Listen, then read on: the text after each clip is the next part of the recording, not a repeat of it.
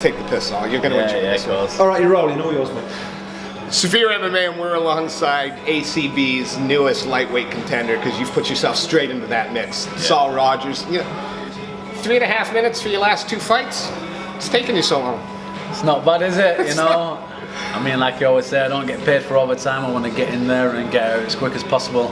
I know the people who kind of come up and support me, they'd probably rather see 15 minutes so I can showcase my skills, but I just want to go in there and dominate. For a long time I've kind of rid the rounds out and not performed where I want to be, so I'm just going to go in there and take people out round by round. I don't care when it's going to come. It's going to come now. I know everybody asks about you in the UFC, and it's got it. So I'm going to kind of stay away from that. Yeah.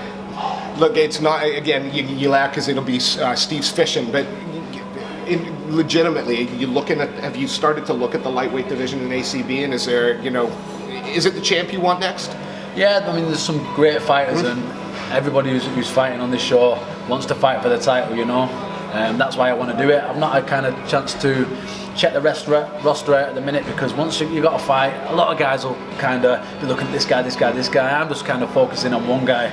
So now this fight's done, I can kind of sit back, take a minute, and find out who I'm going to be fighting next. I'd love to take out the champ. If that's not going to be the case, I'll look at what fight's going to get me closer to the champ.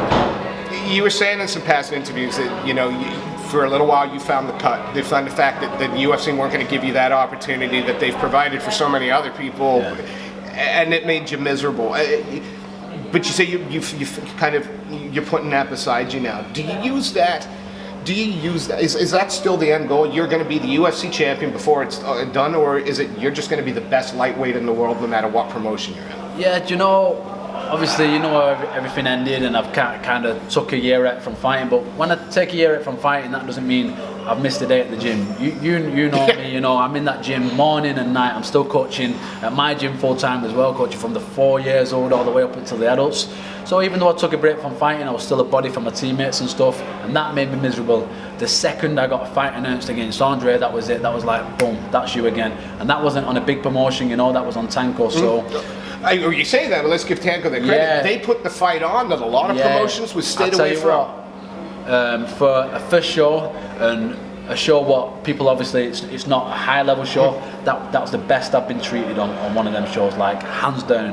I couldn't have been treated any better. They looked after me every way possible. That was perfect. But like I said, Tanko is not this mainstream promotion, and it didn't matter. I felt like me again as soon as I got the fight. So it made me realise I'm not going to sit there and dwell and think, oh, I deserve to be here and I deserve to be here, because you get what you go out and take. You don't get what you deserve in life. This would be the shit question now that Carl wanted to have before. But if you don't get to the UFC, does that mean you fail? Like, is that the only thing that matters, or is it again being the best lightweight in the world? Do you know what? Before I went on the Ultimate Fighter, if I'd never got a chance to do that, and then I never got to UFC, I would always think, oh, I'm kind of missing something, or I've never tested with that roster. But some of the guys I was fighting with on the Ultimate Fighter are still active in the UFC now, and you know how that went. I beat the only guy to beat every person put in front of me. So I've found a little comfort in that. I know the level I'm at now. So if I'd not been on the show and not beat them guys, then I'd probably have felt my life was a little incomplete. But because I've done it, I know my level. Whether the UFC want me or not, I know my worth now. So, like I said, I'm just going to carry on beating anybody they put in front of me. I'm not bothered what promotion it is. You got a teammate that takes a real similar attitude. I'm talking about Matt Inman here. Yeah. He said, well, fine, I'm just going to go around collecting scalps and titles for everybody. Is that kind of your attitude too? It'll be ACB, I'll do my 5, and if they want me for more, I'll have more, and then I'll take out the one champion, and then I'll take out the Bellator. Do you know what? My teammates I'm kind of surrounded with at the minute, they all bring us on. Matt Inman's like that, but the biggest one for me is Stapes. Stapes' his mentality, I've never known a man like him. He believes he's the best in the world, and make no mistake about it, that's what he truly believes. He'll take a fight with anybody. He's not scared of fighting, whether he be injured or whether he's fresh, whether it's this, whether it's that. That guy is there to fight. So sometimes I kind of sit back, look at him, and then I think, I'll take a bit of that confidence from him. I'm just surrounded by great guys, Davis, Stapes, Enlund, Matt Inman, Desborough, all these boys, the high level. So I've got a great coach behind me in Carl, so I know I'm at the right place. How long before you step back in the ACB cage, do you figure? Is it gonna be, you're gonna take a couple of weeks, or are we looking 12 weeks and you back? No, I'm gonna take a week off with the family now. Spend a bit of time with my missus, because she's just had to put up with 2 camps back to back, you know.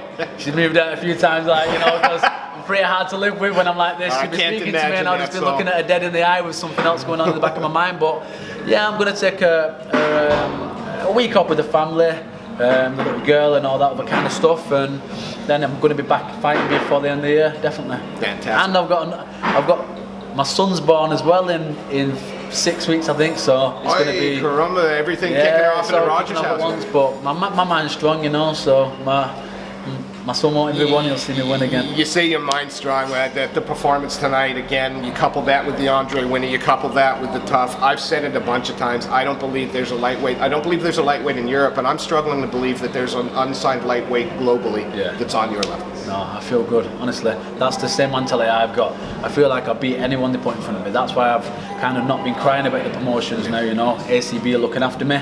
I feel like it's a great promotion, and I feel like I'm going to get the recognition I deserve off this promotion.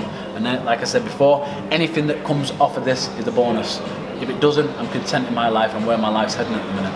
So it's always a pleasure to watch you work. Thank you very much. Next time, though, bring the freaking Rubik's Yeah, I Cube. will. I promise you, I'm going to bring it next time. Thank you. Cheers, bro. Thanks appreciate again, it. Thank you, Simon. I really appreciate it. Saul, thanks for your